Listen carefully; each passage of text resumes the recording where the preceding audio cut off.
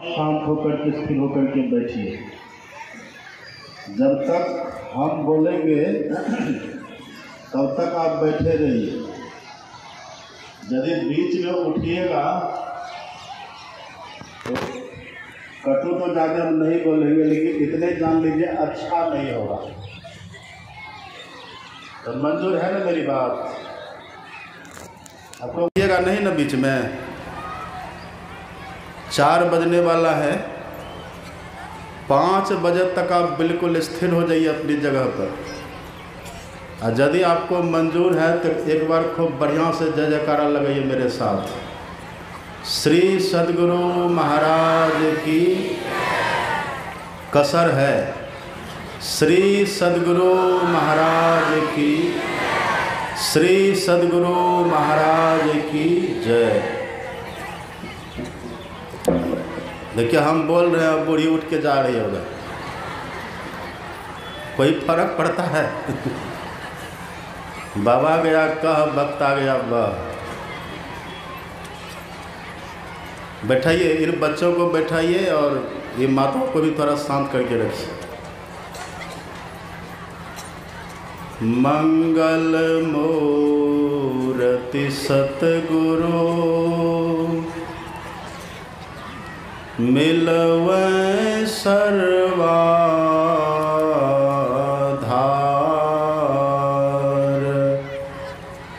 मंगलमय मंगल करना विनवा बारंबार।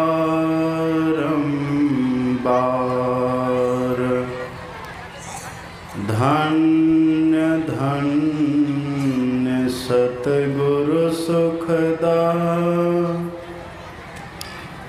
महिमा कही न जाय। जो कुछ कहो तुम्हारी कृपा, मोते कछु न बसाय। बोलिए प्रेम से श्री सद्गुरु महाराज की जय। श्री सद्गुरु महाराज की जय। श्री सद्गुरु महाराज की जय। अर्चनीय वंदनीय साधु समाज, हमारे परम आदरणीय परम श्रद्धेय गोड्डा जिला संतमत सत्संग समिति के सम्माननीय अध्यक्ष ज्ञान वृद्ध वयोवृद्ध श्री भेदानंद बाबू, मंत्री हमारे परम आदरणीय परम उत्साही परिश्रमी हमारे रामचरित्र बाबू, और इस कार्यक्रम के आयोजक हमारे अति प्रिय श्री पंकज पंडित जी, परम आदरणीय सत्संग प्रेमी महानुभावों, पूजनीय माताओं तथा भक्तिमती बहनों, अभी आपने पाठ में सुना, रामचरितमानस का जो पाठ आपने सुना, उसमें भगवान श्री राम और माता सबरी का संवाद सुना है। राम है भगवान और माता सबरी है संत, और दोनों के बीच जो वार्ता हुई है वह भक्ति से संबंधित है। अथवा यूँ कह दीजिए, राम है भगवान और सबरी है भक्त, और दोनों के बीच में भक्ति की चर्चा हुई।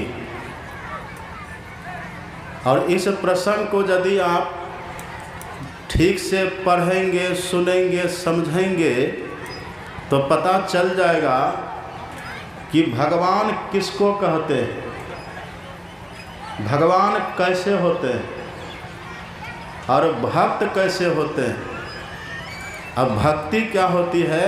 इन तीनों बातों का सही पता आपको चल जाएगा। और हम लोग मनुष्य हैं ना, आपने कभी सोचा कि हम मनुष्य क्यों बने हैं? इस संसार में 84 लाख प्रकार का शरीर है, इतना शरीर है संसार में।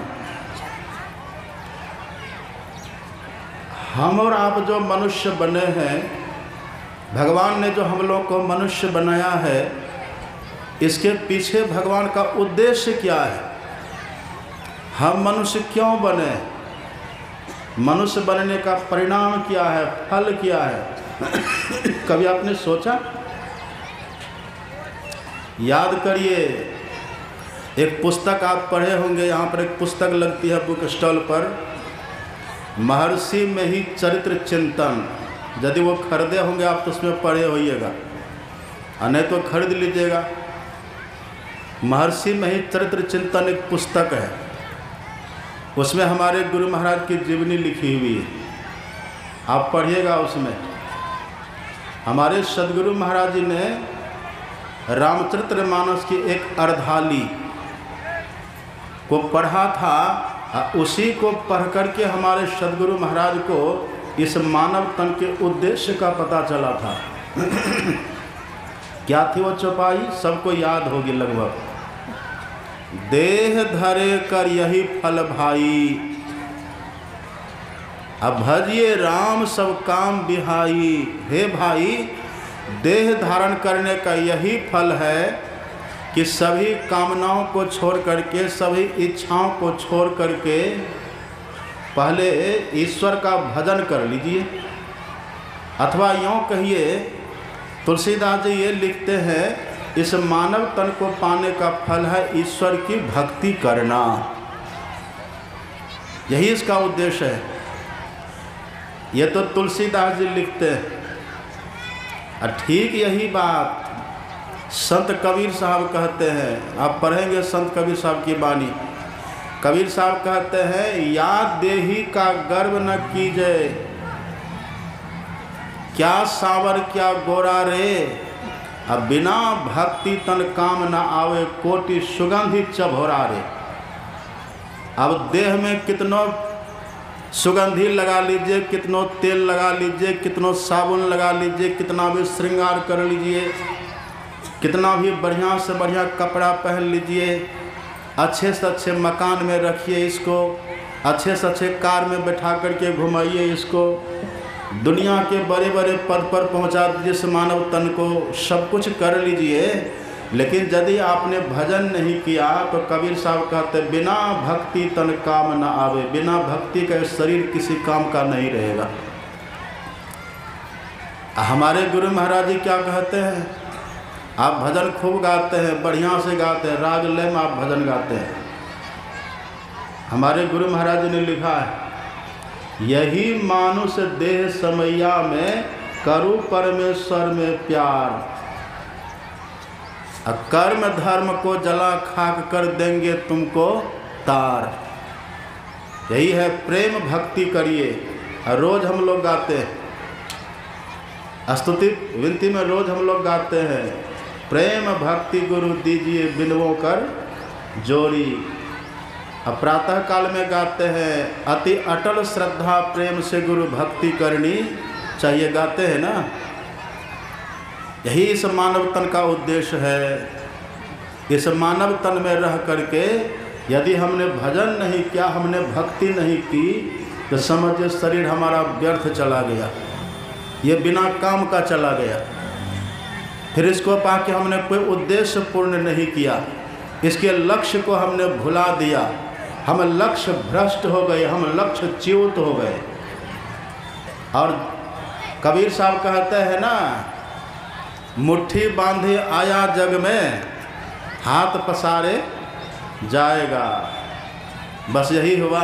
कहे कबीर अंत की बारी, हाथ झारी जो चला जुआरी। जुआरी को देखते अब जुआ खेलता रहता है, जब जुआ में हार जाता है ना तो कहीं का रहता है, वो हार करके हाथ झाड़ करके जेब खाली करके और उदास खिन्न ऐसे जैसे मरा हुआ इंसान हो वहाँ से चल देता है।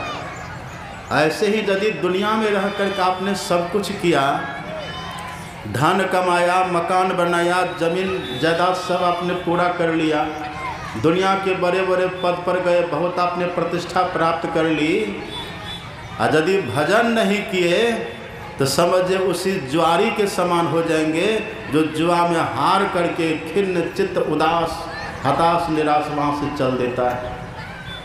इसीलिए भगवान श्री राम सुने नभी पाठ में माता सबरी की झोपड़ी में गए। अच्छा, भगवान माता सबरी की झोपड़ी में क्यों गए हैं, कारण क्या है, और भगवान ने माता सबरी को ही भक्ति का उपदेश क्यों किया है, मैं बराबर सुनाता हूँ। भगवान माता सबरी के यहाँ इसीलिए गए हैं, भगवान का संकेत है। भगवान कहते हैं आप ये मत समझिए कि केवल पढ़े लिखे लोग ही भजन कर सकते हैं। माता सबरी पढ़ी लिखी थी क्या?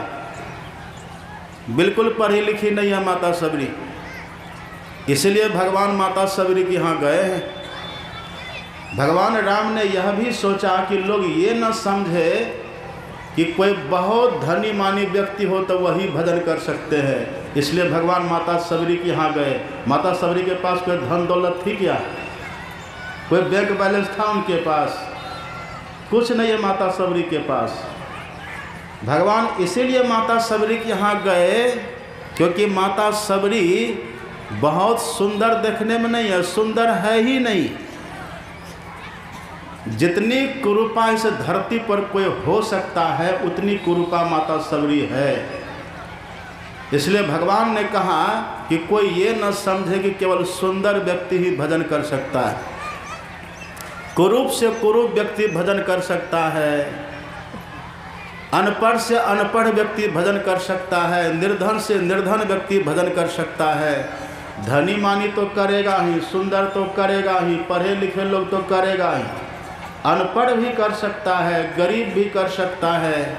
और आप जानते हैं सबसे बड़ी बात क्या है? भगवान क्यों गए माता सबरी के यहाँ? ताकि लोग ये न समझे कि केवल पुरुष भजन कर सकते हैं, माताएं भी भजन कर सकती हैं। इसलिए सबरी के यहाँ गए। और हमें तो लगता है कि माताओं में कुछ भक्ति ज़्यादा ही होती है। यहाँ देखिए संख्या ज़्यादा किनकी है, यहाँ जरा घूम करके देखिए, उधर इधर देखिए बगला के टिक की तरह थोड़े लोग इधर बैठे हुए पुरुष, इधर भी देखिए थोड़े लोग हैं। अब माताओं के देखिए बाढ़ आ गई है कि नहीं? कितनी संख्या में माताएं बैठी हुई हैं और कितनी शांति से बैठी हुई है, कितना प्रेम से भर करके, कितना भाव से भर करके। आज लगता है कि भगवान श्री राम का उद्देश्य यहाँ पूर्ण हो रहा है। भगवान ने सोचा था कि यदि मैं पुरुष के यहाँ जाऊँगा तो माताएं निराश हो जाएगी, इसलिए भगवान माता सबरी को पात्र चुने हैं और सबरी की कुटी पर भगवान गए ताकि लोग ये समझे कि माताएं भी भजन कर सकती हैं। कबीर साहब ने इसी को कह दिया, आप पढ़िएगा। संत कबीर साहब कहते हैं, भक्ति करत कन्या भली, कन्या मतलब बेटी, भक्ति करत कन्या भली, साकट भला न पूत। साकट किसको कहते हैं? साकट का अर्थ आप जानते क्या होता है? साकट हम दो तरह से लिखते हैं, एक होता है तालब स्वाकर कट और साकट। उस साकट का अर्थ होता है मांसाहारी, उस साकट को कहते हैं मांसाहारी। यदि किसी का बेटा मांसाहारी है और बेटी शाकाहारी है, अब बेटी भजन करती है तो कबीर साहब का तो बेटा से बढ़िया बेटी है। भक्ति करत कन्या भली, साकट भला न पूत।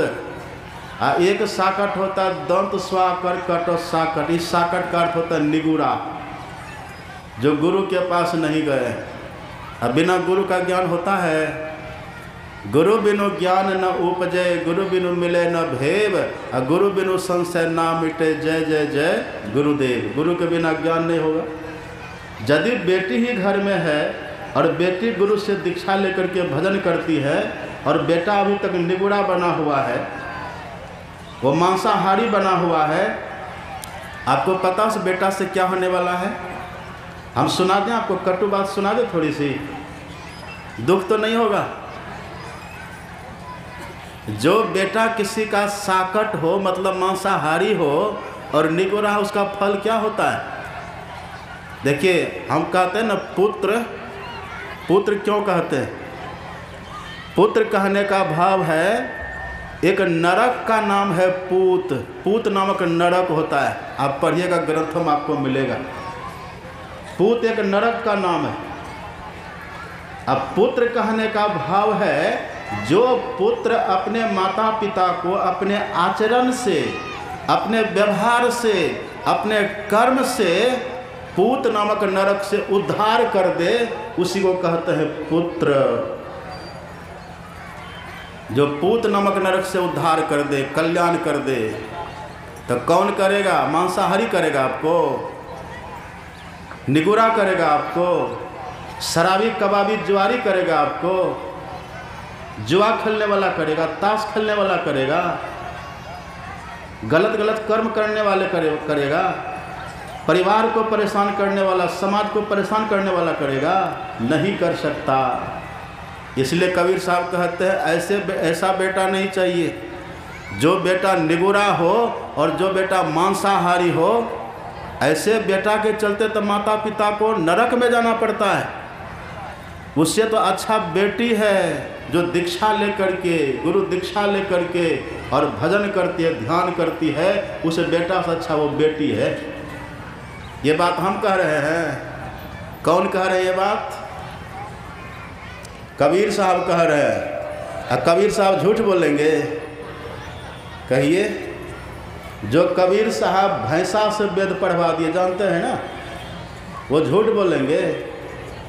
भैंसा से वेद पढ़वा दिए कबीर साहब। और सिकंदर लोदी ने 72 कसनी कस दिया, लेकिन कभी ऊख तक नहीं किए। अंततोगत्ता उनको चेला बना करके रहे। सर्वाजित ऐसे परम प्रचंड विद्वान को जो अपना शिष्य बना लिए हैं कबीर साहब, अपने यौगिक शक्ति से, वो झूठ बोलेंगे? कबीर साहब कहते हैं, भक्ति करत कन्या भली, साकट भला न पूत, अछेरी के गलगल खथाना जामे दूध न मूत। बकरी देखे हैं आप? बकरी देखे कि नहीं? दर्शन किए? सब पालते हैं बकरी। बकरी मत पालिए।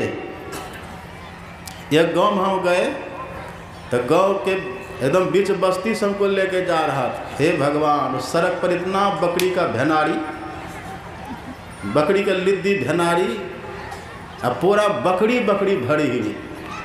अब परिणाम पता है, उस गांव में हम देखे किसी का घर बढ़िया नहीं, एकदम गांव श्रीहीन लग रहा था। जहाँ बकरी रहती है ना, वहाँ श्रीहीन हो जाते हैं लोग, और जहाँ पर गाय रहती है वहाँ श्री वृद्धि, श्री की वृद्धि होती है। अब बकरी को आप देखिएगा, वहाँ इसके दाढ़ी में मांस लटकता रहता है, जैसे लगता है कि वो गाय का थन हो या बकरी का थन, लेकिन उसमें दूध रहता है। केवल देखने भर का है वो, बस उसमें कुछ नहीं होता। ऐसे ही बेटा तो है, लेकिन अगर बेटा आपका निगुरा है और बेटा आपका मांसाहारी है, तो बस बेटा देखने भर का है, उससे लाभ कुछ मिलने वाला नहीं है। और उल्टे उसे बेटा के चलते माता पिता को नरक जाना पड़ता है। इसलिए आप पढ़िएगा रामायण में, माता सुमित्रा ने कितना सुंदर उपदेश किया है।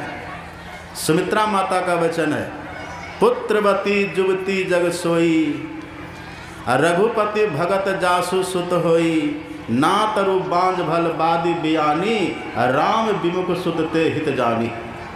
यदि किसी का बेटा भगवान का भक्त नहीं बना, भगवान की भक्ति नहीं करता है, गुरु धारण नहीं किया है, दीक्षा नहीं लिया है, और वो किसी का बेटा है, तो उसकी माँ को तो चाहिए ये था कि से बेटा को जन्म ही नहीं देती।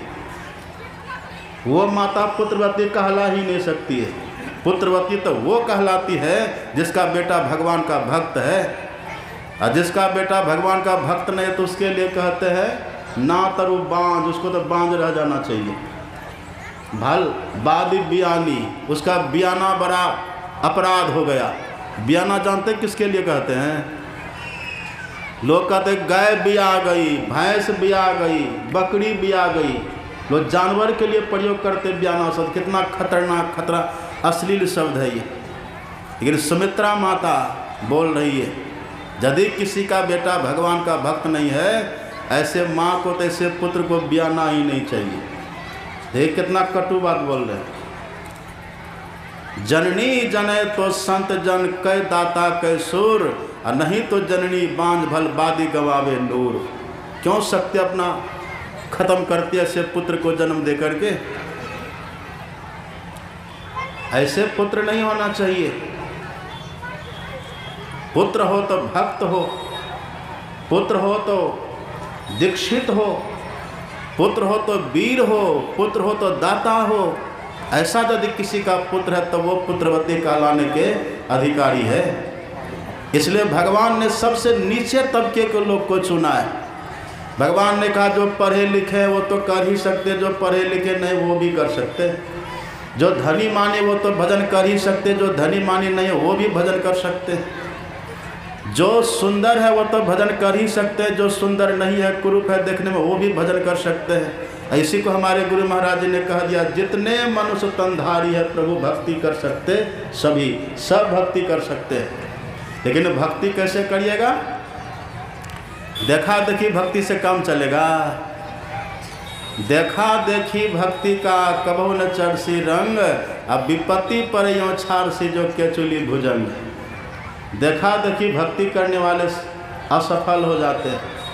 देखा देखी भक्ति करने वाले एक दिन भक्ति करना छोड़ देते हैं। जो समझ करके, ज्ञान को जान करके, बात को विचार करके, सद्ज्ञान को हृदयंगम करके तब जो भजन करते हैं ना, फिर कितना भी संकट आवे, कितनी भी विपत्ति आवे, कितना भी दुख दर्द जीवन में हो, वो कभी भजन करना नहीं छोड़ते। एक ज्ञान होना चाहिए। देखा देखी से नहीं होगा। वो कर रहा है ऐसा तो हम भी करें ऐसा, वो कर रहा है वैसा तो हम भी करें वैसा। नहीं, समझिए बात को। एक छोटा सा बच्चा था, ध्यान से सुनिए। एक छोटा सा बच्चा था, माँ के पास गया, कहा कि माँ हमको टॉफ़ी लेना है, रुपया दो। तो माँ ने कहा कि ठहरो देती हूँ। कहा जल्दी करो माँ, मुझे टॉफ़ी खाना है, टॉफ़ी लेना है, कुछ दो, रुपया कुछ दो हमें। तो माँ ने देखा कि बच्चा है, परेशान कर रहा, जिद कर रहा है। छोटा बच्चा था, छोटा था, भोला भाला था, नादान था, छोटा बच्चा।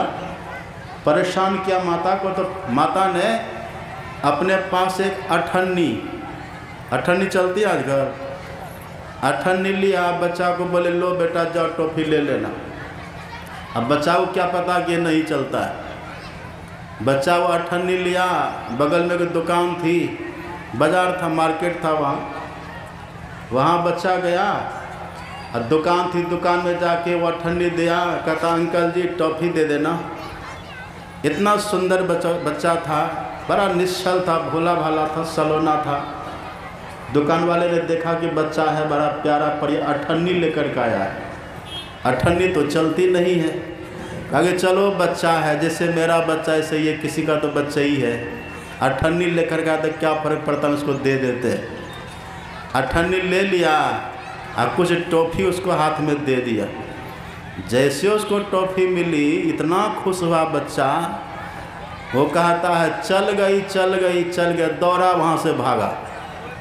अब जैसे वहाँ से भागा, भागते जा रहा, कह रहा चल गई चल गई। अब सोचा क्या चल गई, दुकान सब खुली थे ना। अब सोचा क्या चल गई। एक ने शटर बंद कर दिया, डर के मारा। बच्चा भागा जा रहा और शटर बंद करके वो बच्चे के पीछे भाग रहा। बच्चा दौड़ते हुए कह रहा है चल गई चल गई। अब देखा देखिए उसके पीछे भागते हुए जब देखा लोगों ने, तो डर के मारे सब अपना अपना दुकान का शटर बंद करके भागा वहाँ से।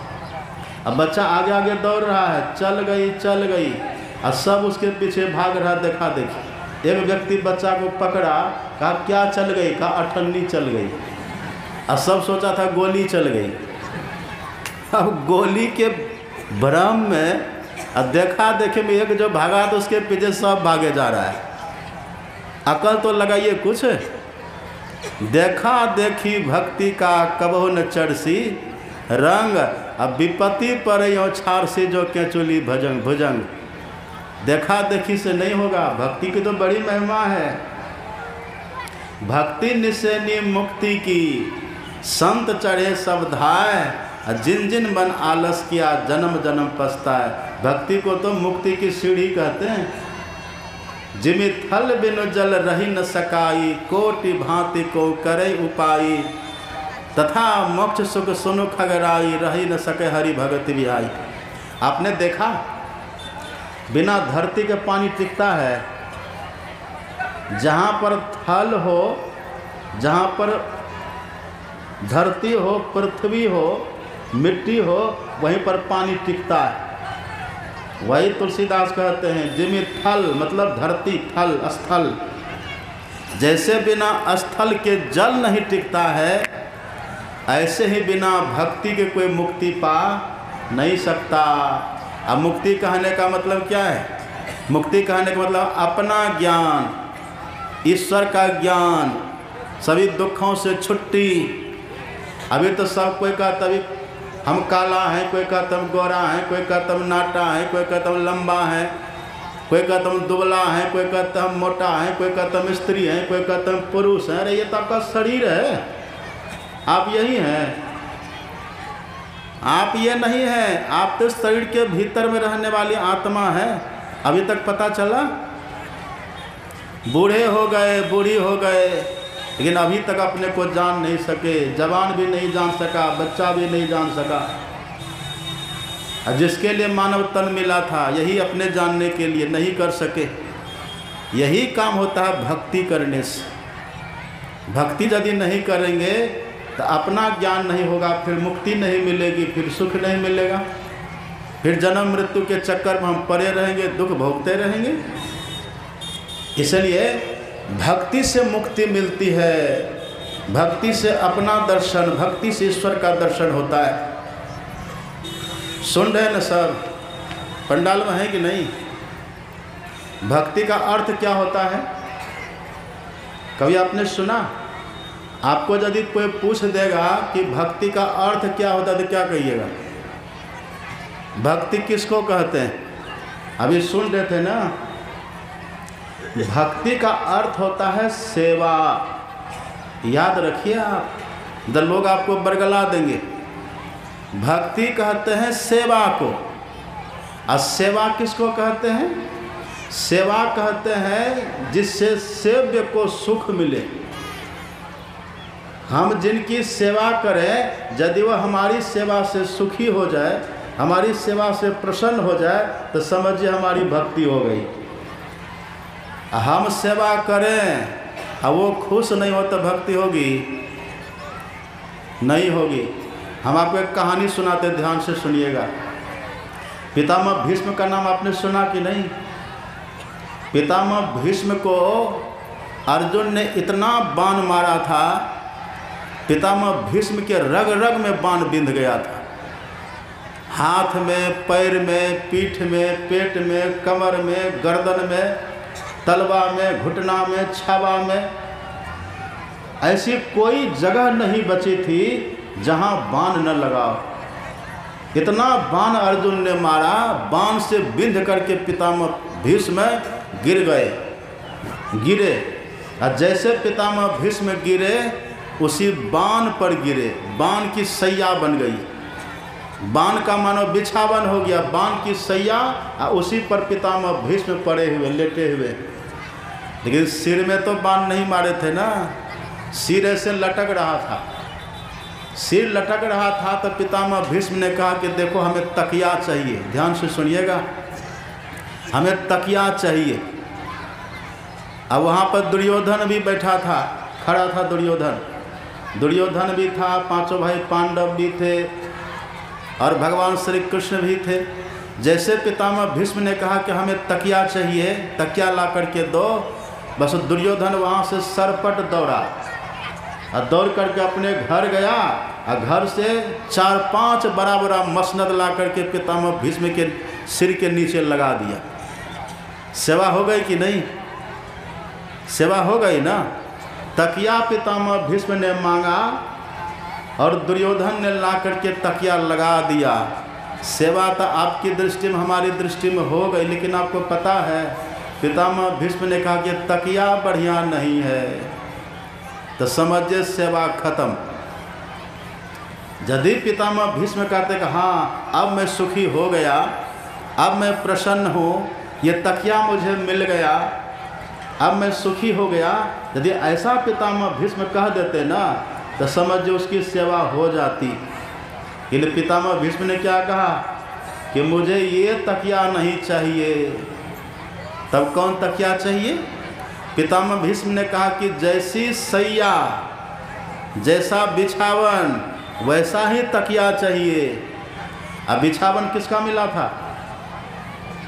बिछावन मिला है बाण का, तीर का बिछावन मिला है। और तकिया किसका मिला है? रुई वाला। तो पितामह भीष्म ने कहा कि ये तकिया हमको नहीं चाहिए, हमको ऐसी तकिया चाहिए जैसी ये बिछावन है, जैसी सैया वैसी तकिया हमें चाहिए। दुर्योधन की सेवा खत्म, उनकी भक्ति वो नहीं हुई।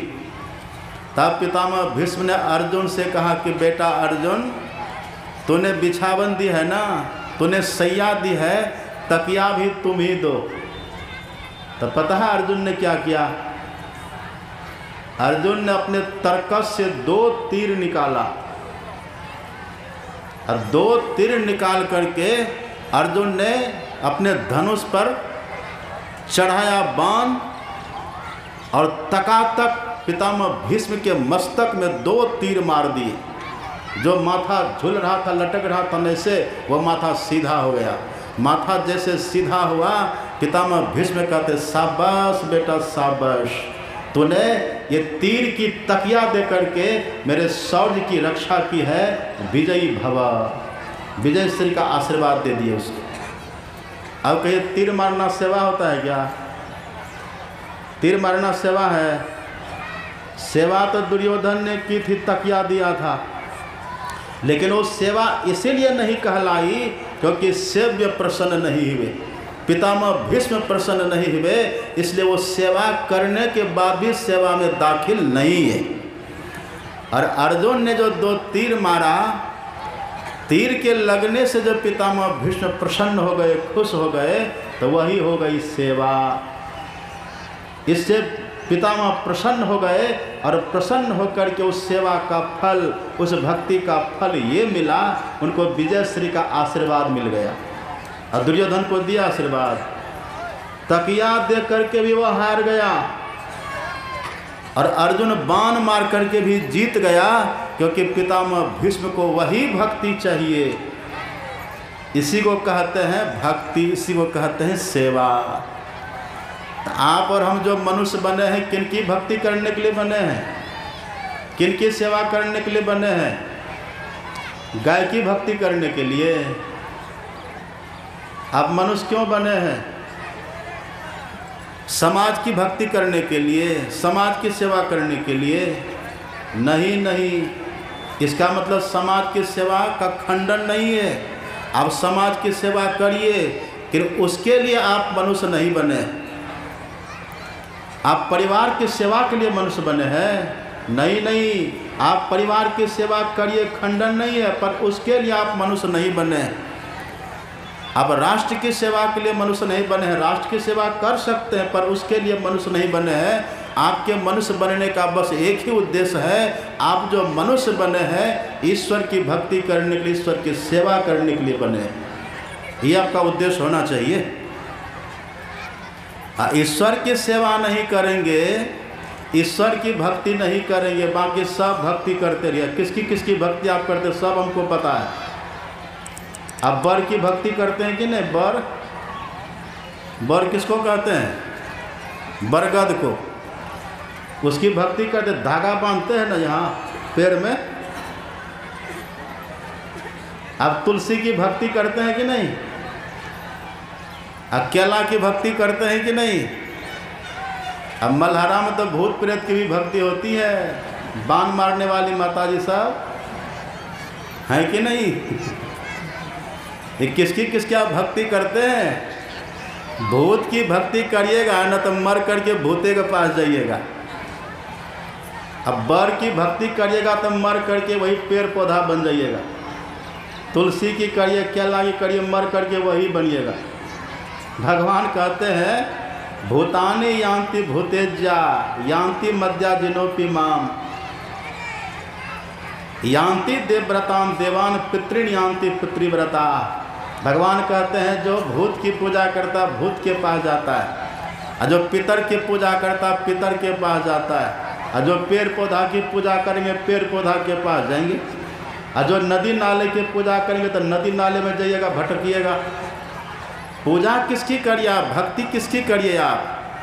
संतमत बतलाता हमारे गुरु महाराज कहते हैं कि संतमत एक ईश्वर की ज्ञान योग युक्त भक्ति का प्रचार करता है।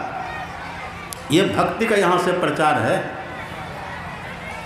और कैसी भक्ति कैसी सेवा, तो भगवान जैसा चाहते हैं, जिस सेवा से जिस भक्ति से भगवान प्रसन्न होते हैं वो भक्ति। अब कहिए भगवान कैसे प्रसन्न होंगे, भगवान खुश कैसे होंगे। भगवान आपसे फल फूल चाहते हैं क्या, आपका फल फूल भगवान चाहते हैं। फल फूल आप बनाए हैं, आपका फल फूल है, फल फूल आपने बनाया है क्या। भगवान आपसे फल फूल चाहते हैं, बिल्कुल नहीं। भगवान आपसे पानी चाहते हैं, बिल्कुल नहीं। भगवान दूध चाहते हैं, बिल्कुल नहीं। क्यों नहीं चाहते हैं। भगवान कहते हैं ये सब तो मेरा ही है, फल मेरा बनाया हुआ है, फूल मेरा बनाया हुआ है, ये पानी मेरा है, दूध मेरा है, ये सब तो मेरा है। और तुम मेरा ही मुझे चढ़ा करके खुश करना चाहते हो, ये कैसे भक्ति होगी। अभी सुनिए ध्यान से। अभी आप यहाँ सब बैठे हुए हैं ना, कोई व्यक्ति आज मंच पर यहाँ अब मेरी ही जेब से मेरा पैसा निकाल ले, यहाँ पर आवे कोई ढीठ आदमी जिसको डर न हो, लाज शर्म न हो, ऐसा ढीठ आदमी मंच पर चढ़ जाए, अब मेरी ही जेब से मेरा पैसा निकाल करके मेरे पैर पर रख करके प्रणाम करे, तो क्या हम खुश हो जाएंगे, हम खुश होंगे।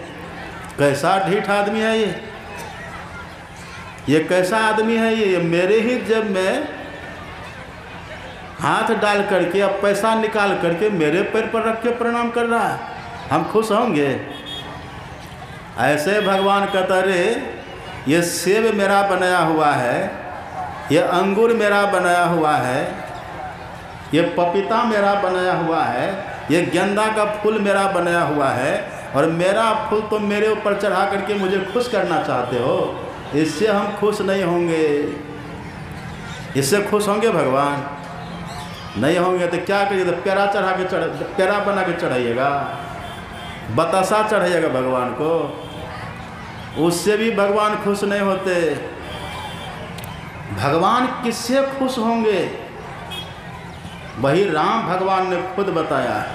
सुन रहे थे पाठ में भगवान क्या कह रहे थे, नवधा भगति कहो तो ही पाही। हे सबरी, यदि कोई 9 प्रकार की भक्ति करे तो मैं खुश हो सकता हूँ।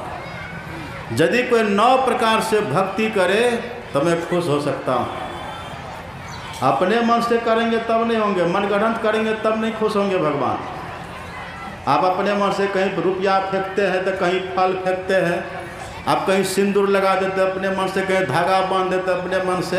और अनंत पूजा किए हैं कि नहीं आप, अनंत पूजा किए कैसे करते हैं नहीं जानते हैं। उधर बिहार में अनंत पूजा बहुत होती है। कठोता में दूध ले लेते हैं, अब पंडित जी पहले सिखा देते हैं। पंडित जी पहले सिखा देते कि देखिए हम पूछेंगे आपको भगवान मिला, तो 3 बार कहिएगा नहीं, और चौथा बार में कह दीजिएगा हम। सब पूर्व नियोजित, सब पहले से चतुराई करके पंडित जी सब सिखा देते हैं। और आप कितने भोले भाले हैं, आप जाते हैं कठोता में दूध भर लेते हैं, हाथ घुमाते हैं, पंडित जी पूछते अनंत भगवान मिला, कहा नहीं मिला। फिर दूसरी बार पूछा अनंत भगवान मिला, नहीं मिला। फिर तीसरी बार पूछा अनंत भगवान मिला, नहीं मिला। और चौथी बार पूछा अनंत भगवान मिला, हाँ मिल गया। सरासर झूठ, पंडित जी ने सिखा दिया तो झूठ बोल रहे हैं आप। और झूठ पाप है कि नहीं, कहिए आप। भगवान कहते उससे भक्ति नहीं होगी। नवधा भगति कहो तो ही पाई। सबरी, मैं तुमसे भक्ति की बात कहता हूँ, इस 9 प्रकार से यदि कोई मेरी भक्ति करे तो वो सच्ची भक्ति है। उसी से मोक्ष मिलता है, उसी से सुख मिलता है, उसी से शांति मिलती है। क्या भक्ति है? भगवान ने क्या कहा करने के लिए? सुन रहे था पाठ में, प्रथम भगति संतन कर संगा। पहली भक्ति क्या है? संत का संग करिए। और संत किसको कहते हैं? जादू दिखाने वाले को संत कहते हैं, भभूति देने वाले को संत कहते हैं, फुलैश करने वाले को संत कहते हैं। क्या संत किसको कहते हैं? संत की परिभाषा क्या है? लाल कपड़ा पहनने से संत हो जाते हैं, दाढ़ी मूंछ कटाने से संत हो जाते हैं, और दाढ़ी मूंछ बढ़ाने से संत हो जाते हैं, टीका लगाने से कोई संत होता है, कंठी माला पहनने से संत होता है? नहीं नहीं। और कीर्तन करते रहने से कोई संत हो जाता है? अब प्रवचन करने से कोई संत हो जाता है? कथा करने से कोई संत होता है? नहीं नहीं। देखिए ध्यान से सुनिए, अब संत की परिभाषा देखिए क्या है। संत की परिभाषा देखिए, तुलसी साहब ने बहुत सुंदर परिभाषा दी है, ध्यान से सुनिएगा। संत कहते हैं किसको? तिल परिमाण लगे कपाटा, मकर तार जहाँ जीव के बाटा, इतना भेद जाने जो कोई, तुलसीदास साध है सोई। यह है साधु की परिभाषा, यह संत की परिभाषा। तिल परिमाण लगे कपाटा। आप पदावली में पढ़ते ना, भजन गाते हैं ना, गुरु खोलिए वज्र कपाट। सब सुन रहे हैं आप लोग? कहाँ ध्यान है सबका? इधर सब देखिए मेरी तरफ। ये टहल क्यों रहे बीच बीच में जहाँ था लोग? सत्संग से आपको मतलब नहीं है तो आपके सुख दुख से भी सत्संग को तब मतलब नहीं रहेगा। फिर आकर के तब रोते हैं ना आप लोग। अभी सत्संग से आपको मतलब नहीं है। शांति से बैठ के सुनिए, हम समय से ख़त्म कर देंगे। आप भजन गाते हैं ना पदावली में, क्या गाते हैं? गुरु खोलिए वज्र कपाट। आपके भीतर में कपाट है, उसी कपाट के भेद को जो जाने और उस कपाट को खोलने का जो ढंग बतला दे, तुलसी साहब कहते हैं वो कपाट तिल परिमाण लगे कपाटा। कपाट लगा। क्या कपाट है? गुरु खोलिए वज्र कपाट। क्या है? अंधेरी सन्मुख की। आंख बंद करते क्या दिखता अपने भीतर? घोर अंधकार दिखता है।